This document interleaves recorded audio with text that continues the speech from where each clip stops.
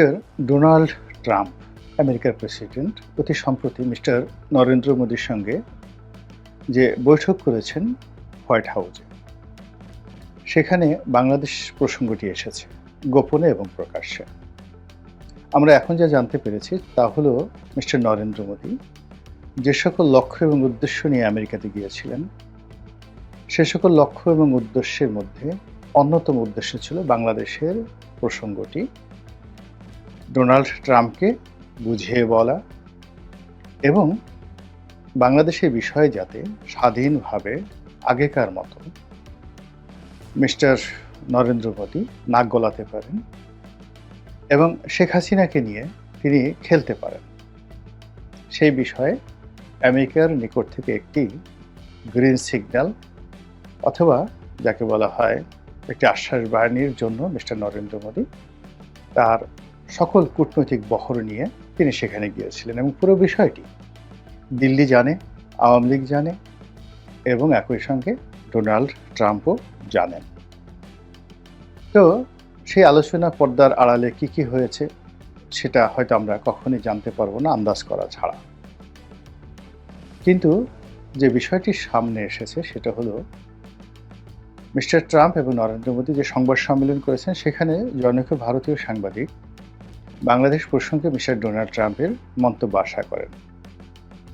আশা করেন এই কথা বলে যে বাংলাদেশে যে ইউনূস সরকার বর্তমানে ক্ষমতায় রয়েছে, ইউনূস সরকারকে ক্ষমতায় বসানোর পেছনে সাবেক বাইডেন প্রশাসনের হাত রয়েছে, যেটিকে আমেরিকার যে কূটনীতির ভাষা সেই কূটনীতির ভাষায় ডিপ স্টেট পলিসি বলা হয়। এই পলিসির অধীন বেশ কয়েকটি এনজিও এবং বেশ কয়েকটি ব্যবসায়িক গ্রুপ, তার সঙ্গে আমেরিকার একটি রাষ্ট্রীয় প্রতিষ্ঠান সাহায্যকারী সংস্থা, সেই মার্কিন এইড। তো সেই যে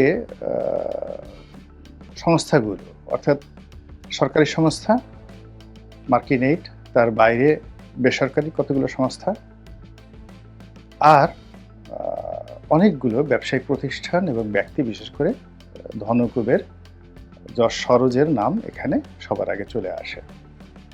তারা বাংলাদেশ সহ আফ্রিকার অনেক দেশ এবং পূর্ব ইউরোপের, মধ্যপ্রাচ্যের এবং দক্ষিণ পূর্ব এশিয়ার অনেক দেশের রাজনীতির পট পরিবর্তন করার জন্য বিনিয়োগ করে এবং তাদের দালাল, ফড়িয়া, এজেন্ট এদের মাধ্যমে সেখানে কখনো কখনো 10 বছর, কখনো 20 বছর ধরে অরাজকতা তৈরি করে এবং সেই অরাজকতা তৈরি করে কখনো সফল হয়, কখনো ব্যর্থ হয়। আর যখন সফল হয় তখন তাদের পছন্দের লোককে ক্ষমতায় বসিয়ে তারা যে বিনিয়োগ করেছে সেই বিনিয়োগ সুদে আসলে তারা উঠিয়ে নেয়। এটা অনেকটা মার্কিন তেল কোম্পানিগুলোর মতো। তারা অফশোর যে তেল অনুসন্ধান করে সেখানে 10% সম্ভাবনা থাকে, 90% সম্ভাবনা থাকে না তেল পাওয়ার, কিন্তু তারা বিনিয়োগ করে যায়। কিন্তু এমনভাবে চুক্তি করা হয় যেন কোনো কারণে যদি 10টা প্রকল্প ব্যর্থ হয় এবং একটা প্রকল্প যদি তারা লাভবান হয় অর্থাৎ তেলের অনুসন্ধান পায়, সেক্ষেত্রে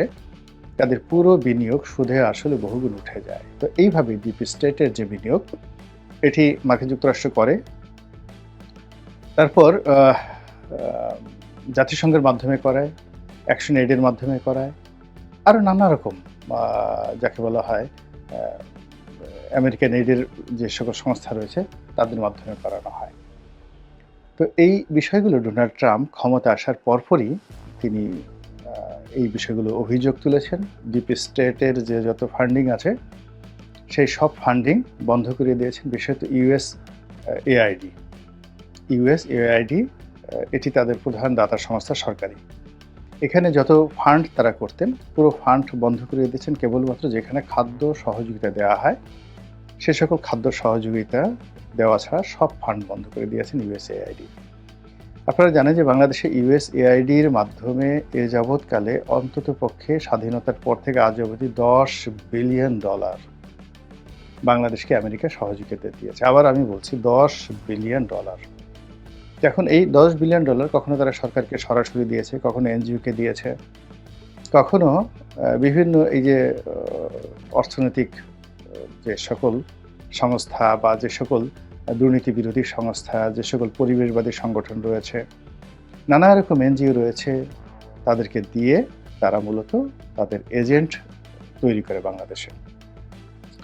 এবং শেখ হাসিনার জামানাতে গত সেই ৮-১০ বছর যাবৎ কয়েকটি প্রতিষ্ঠানের ফান্ডিং নিয়ে শেখ হাসিনা খুবই উদ্বিগ্ন ছিলেন এবং সে সকল প্রতিষ্ঠানের বিরুদ্ধে, আমি এখন নাম বললাম না, আপনারা সবাই জানেন। তো সে সকল প্রতিষ্ঠানের বিরুদ্ধে শেখ হাসিনা নিজে বিষোদ্গার করেছেন এবং তাদের টাকা পয়সা কোত্থেকে আসে এগুলো খোঁজখবর নেওয়ার জন্য সিআইডিকে নির্দেশ করেছেন এবং অনেককে ধরপাকড় করেছেন। তো যাই হোক, ডোনাল্ড ট্রাম্প ক্ষমতায় এসে এই পুরো জিনিসটিকে বন্ধ করে দিয়েছেন। বন্ধ করে দেওয়ার পরে এই ঘটনার রেশ ধরে মার্কিন কয়েকটি পত্রপত্রিকায় খবর প্রকাশিত হয়েছে যে ডিপ স্টেটের যে পলিসি অনুযায়ী শেখ হাসিনার সরকারের পতন জো বাইডেন সরকার ঘটিয়েছে, সেটা ডোনাল্ড ট্রাম্পের মাধ্যমে এটা মোটামুটি এখন স্পষ্ট। তো এই বিষয়টিতে যখন মিস্টার ডোনাল্ড ট্রাম্পকে প্রশ্ন করা হলো যে ডিপ স্টেটের মাধ্যমে যে কর্মকাণ্ড চালানো হয়েছে সেই কর্মকাণ্ডের মাধ্যমে শেখ হাসিনাকে উচ্ছেদ করা হয়েছে এবং সেখানে যারা বসেছে তারা মূলত আমেরিকার লোকজন, এই ব্যাপারে আপনার মন্তব্যকে তিনি একেবারে সরাসরি নাকচ করে দিয়ে বললেন যে আমাদের এই ডিপ স্টেটের পলিসির অধীন বাংলাদেশে আমরা কোনো কিছু করিনি এবং এটা তিনি স্বভাবতই এভাবে বলবেন এবং এর বাইরে তার অন্য কিছু বলার ছিল না। কিন্তু বাস্তবতা হলো যে তিনি এই বিষয়টি মিথ্যা বলেছেন, একেবারে ডাইরেক্ট, এর মধ্যে কোনো রকম লুকোচুরি নেই। আমরা সবাই জানি যে শেখ হাসিনাকে সরানোর জন্য আমেরিকা সেই 2018 সন থেকে মরিয়া হয়ে আছে। তারা সুযোগ পাচ্ছিল না, বিকল্পভাবে তারা বাংলাদেশের সকল রাজনৈতিক দলের সঙ্গে যোগাযোগ করেছেন। তারপরে নানা রকম সামাজিক সংগঠন, অরাজনৈতিক সংগঠন, এমনকি বিভিন্ন রকম নিষিদ্ধ সংগঠনের সঙ্গেও কিন্তু তাদের যোগাযোগ ছিল পার্বত্য চট্টগ্রামে এবং ঢাকা শহরে এবং সীমান্ত অঞ্চলগুলোতে। এইগুলো এক। ২ নম্বর হলো যে শেখ হাসিনার পতন নিয়ে তারা কখনো কখনো দিল্লির সঙ্গে ঐক্যমত্য হয়েছে, আবার কখনো কখনো দিল্লির সঙ্গে তারা বিরোধিতায় জড়িয়েছে। এইভাবেই 2018 থেকে একেবারে 2024 সন পর্যন্ত টানা কয়েক বছর চলে যায়। তো সর্বশেষ যেটি হয় সেটি হলো শেখ হাসিনার পতনের ব্যাপারে দিল্লি এবং আমেরিকা ঐক্যমতে পৌঁছায় এবং তার প্রেক্ষিতে ঘটনা নাটকীয়ভাবে একটার পর একটা দুর্ঘটনায় পরিণত হয় এবং শেখ হাসিনাকে বলতে গেলে একটা ফাঁদের মধ্যে ফেলে আমেরিকা এবং ভারত সেখানে তারা দিল্লিতে নেওয়ার ব্যবস্থা করে এবং এত সিস্টেমেটিক ওয়েতে কাজটি করে যার ফলে বাংলাদেশের পুরো রাষ্ট্রীয় ব্যবস্থাকে তারা ব্যবহার করে যাতে করে আগামী দিনগুলোতে অনেককে তারা জিম্মি করতে পারে এবং নিজেরা আন্তর্জাতিক যে কোনো চাপ থেকে, দুর্নাম থেকে, বদনাম থেকে নিজেদেরকে রক্ষা করতে পারে। এরপর শেখ হাসিনাকে দাঁত ভাঙা জবাব দেওয়ার জন্য, শিক্ষা দেওয়ার জন্য, তার মগজ ধোলাই করার জন্য তারা বেশ কিছুদিন তাকে নজরবন্দি করে রাখে। তার কথাবার্তা বন্ধ ছিল, তিনি কোথায় ছিলেন সেটা আগেও যেভাবে আমরা জানতে পারিনি, এখন আমরা সেভাবে জানি না। তবে এখন তিনি কথা বলতে পারছেন, কিন্তু প্রথম দিকে তিনি কথাও বলতে পারেননি এবং পরিবারের আপনজনের সঙ্গে তিনি দেখা করতে পারেননি। এমনকি শেখ রেহানার সঙ্গে তাকে বিচ্ছিন্ন করে দেওয়া হয় এবং শেখ রেহানাকে ইংল্যান্ডে পাঠিয়ে দেওয়া হয়। দ্বিতীয়ত, ভারত যে কাজটি করে সেটি হলো তারা শেখ হাসিনাকে আশ্রয় দেওয়ার ব্যাপারে সমস্ত রাজনৈতিক দলের মতামত গ্রহণ করে এবং সর্বভারতীয় রাজনীতিতে এই গত 50 বছরে যে কয়টি বিষয়ে তারা ঐক্যমত হয়েছে একেবারে কোনো রকম বিরোধিতা ছাড়া, তার মধ্যে এই শেখ হাসিনাকে আশ্রয় দেওয়ার ব্যাপারে সমস্ত রাজনৈতিক দল এবং সেই দলের জাতীয় এবং আন্তর্জাতিক যে উইংসগুলো রয়েছে তারা প্রায় সবাই শেখ হাসিনাকে ভারতে মেহমান হিসেবে আশ্রয় দেওয়ার ব্যাপারে ঐক্যমত প্রশ্ন করে। কিন্তু এখানে খুব আশ্চর্যজনক ঘটনা হলো শেখ হাসিনাকে তারা আশ্রয় দিয়েছে, শেখ হাসিনাকে তারা মদত দেবে, মূলত শেখ হাসিনাকে হাতিয়ার হিসেবে ব্যবহার করে আগামীতে যারা বাংলাদেশে ক্ষমতায় আসবেন তাদের সঙ্গে একটি দর কষাকষি করার জন্য, তাদেরকে ভয় দেখানোর জন্য, অন্য কোনো কারণ নেই। আর সেটা যদি না হয় তাহলে আমেরিকা এবং ভারত আবার শেখ হাসিনাকে ক্ষমতায় বসানোর জন্য মরণ কামড় দেবে। এর কোনো রকম যাকে বলা হয় বিকল্প ভারত চিন্তা করছে না এবং এখন ভারত বাংলাদেশের সঙ্গে যে সকল যোগাযোগ, সব যোগাযোগ বন্ধ রেখেছে এবং তারা বলার চেষ্টা করছে যে এই সরকার যেহেতু অনির্বাচিত, কাজেই এই সরকারের সঙ্গে তারা কোনো রকম আলোচনা করবে না। আগামীতে যারা নির্বাচিত সরকার আসবে তাদের সঙ্গে আলোচনা করবে। এই যে নির্বাচন এবং নির্বাচিত, এখানে ভারত ২ হাতে খেলছে এবং আমেরিকা এখানে তাদেরকে সহযোগিতা করছে। এখানে ডিপ স্টেট পলিসি অনুযায়ী আমেরিকার বাইডেন প্রশাসন যেভাবে সরাসরি বাংলাদেশের প্রতিটি বিষয় নিজ হাতে তারা দেখতেন এবং নিজেদের চোখে সবকিছু দেখতেন, নিজেরা বিনিয়োগ করতেন, সেই বিষয়টি ডোনাল্ড ট্রাম্প এখন নিজে না করে ভারতের ঘাড়ের উপর চাপিয়ে দিয়েছেন। অর্থাৎ বাংলাদেশে যা কিছু হবে তার ব্যয়ভার থেকে শুরু করে সমস্ত কিছু ভারতকে বহন করতে হবে এবং এই কাজটি ডোনাল্ড ট্রাম্প যে কেবলমাত্র ভারতের সঙ্গে করছেন তা নয়, তিনি তাদের যে বিশ্বস্ত বন্ধু, দীর্ঘদিনের বিশ্বস্ত বন্ধু ইউরোপ এবং ন্যাটো, তাদের সঙ্গে ঠিক সেম আচরণ করছেন। ন্যাটোতে তিনি ফান্ডিং বন্ধ করে দেওয়ার হুমকি দিয়েছেন এবং ইতিমধ্যে ফান্ডিং তারা অনেকটা কমিয়ে দিয়েছেন এবং যে সকল দেশে আমেরিকান ঘাঁটি রয়েছে সেখানে তারা অতিরিক্ত অর্থ দাবি শুরু করে দিয়েছেন।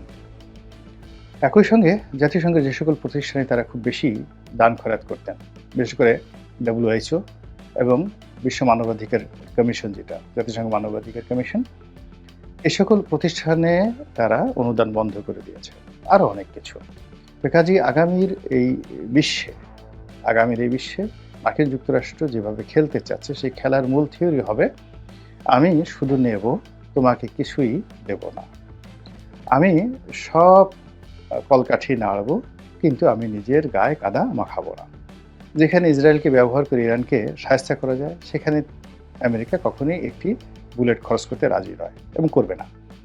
এরপর যেখানে ভারতকে ব্যবহার করে কোনো কিছু করা যায়, যেখানে ইংল্যান্ডকে ব্যবহার করে, ফ্রান্সকে ব্যবহার করে কোনো কিছু করা যায়, রাশিয়াকে ব্যবহার করে কোনো কিছু করা যায়, সেই কাজটি তারা খুব সুনিপুণভাবে এগিয়ে যাচ্ছে এবং তারই প্রেক্ষিতে এই যে বাংলাদেশে নরেন্দ্র মোদীর এবং ভারতের এবং সর্বোপরি বিজেপির যে নতুন তৎপরতা শুরু হলো এবং এই তৎপরতার বিষয়ে মার্কিন যুক্তরাষ্ট্র যে মিথ্যা কথা বলল এবং ভারতকে যে ব্ল্যাঙ্ক চেক দিল, এই বিষয়গুলো আমাদের যারা কর্তাব্য ব্যক্তি রয়েছে তারা বিবেচনা করবেন এবং সিদ্ধান্ত গ্রহণ করবেন বাস্তবতা নিরিখে। এটাই আমার আশা। আল্লাহ আমাদের সবাইকে হেদায়েত দান করুন এবং হেফাজত করুন। আসসালামু আলাইকুম ওয়া রাহমাতুল্লাহি ওয়া বারাকাতুহু।